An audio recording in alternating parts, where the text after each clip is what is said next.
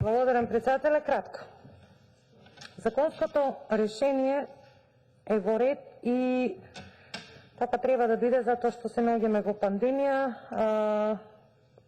Одредени права на децата кои што се во образовниот систем не може да се докажат по однос на тоа на начинот на како сега учениците учествуваат во наставата и е во интерес на јавноста. Ќе дозволите јас накратко само да го прочитам. Значи, со Законот за дополнување на Законот за заштита на децата се додава нова одредба со која се утврдува начинот на остварување, користење на правото на додаток за образование во услови на вонредни околности и тука се наброени утврдено постојање на кризна состојба, прогласена епидемија, пандемија, пожари, поплави и други природни непогоди, при што нема да се врши проверка на исполнетост на условот за присуство на најмалку 85% од скупниот број на реализирани наставни часови за секој од мерните периоди од членот 39 е од Законот за заштита на децата и тоа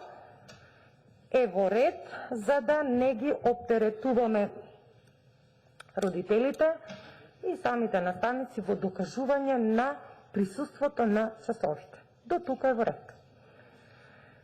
Оно што сакам да го говорам, пак ќе кажам, ќе бидам кратка, министерка, а се однесува во однос на Законот за основно образование и средно образование, кој што не е во ваш ресор, ама е поврзано со дискриминација. Значи, правото на образование е со устав и со закон регулирано, задолжително и бесплатно.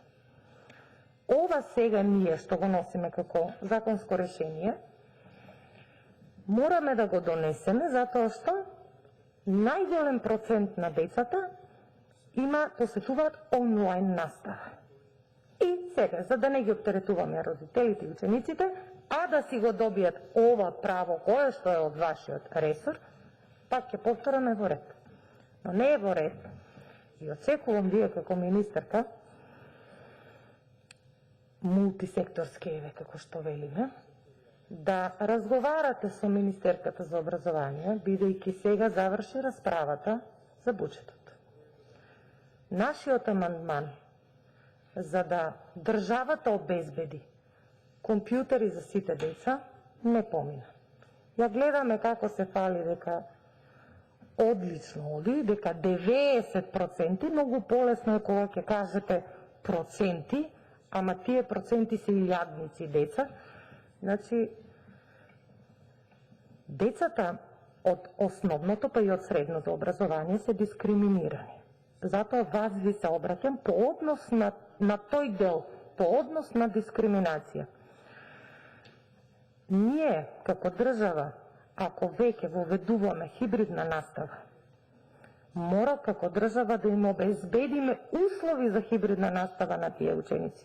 Сведоци сме секојдневно дека еден куп донаторски онлайн се обезбедуваат градоначалници, не знам, општествено одговорни фирми, поединци, функционери кои што обезбедуваат лаптопи, односно компјутери на учениците. Тоа е, уште кога се носеше законот го кажав и не отстапувам од томе, тоа е дискриминација. Има правници тука ќе разгледаат можноста. Јас сметам дека доколку некој родител се заангажира да тужи државата затоа што согласно законите и уставот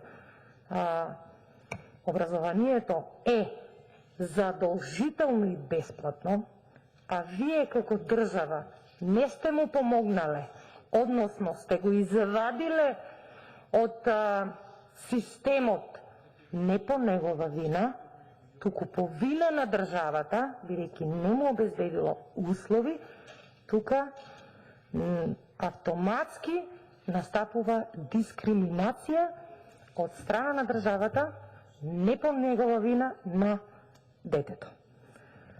Мојот апел до вас да седнете со претходната министерка за труд, а сегашна министерка за образование, која што вели дека над 90% е успешно реализирана на не. Секојдневно сите ние сме сведоци на случаи од животот.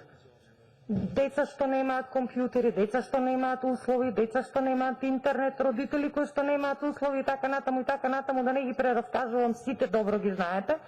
Значи, амандманот што го одбија, не требаше да биде одбиен, ама сметам дека доколку навистина се сака заштита на правата, сега се враќам тука, заштита на правата на децата, иако слободно можете да кажете дека излегувам од темата и така натаму, дека не е во темата сега во овој закон, но кога ако не сега, бидејќи сме пред крај на првото полугодие, кое што патем кажано започна подоцна, државата мора да поведе сметка по однос на заштита на правата на децата, односно учениците, а тоа е, верувам дека ќе се согласите со мене, во сферата на труд и социјална политика. Поврзано, понатаму со нивните образовни права, кои што се задолжителни согласно Устав и согласно закон.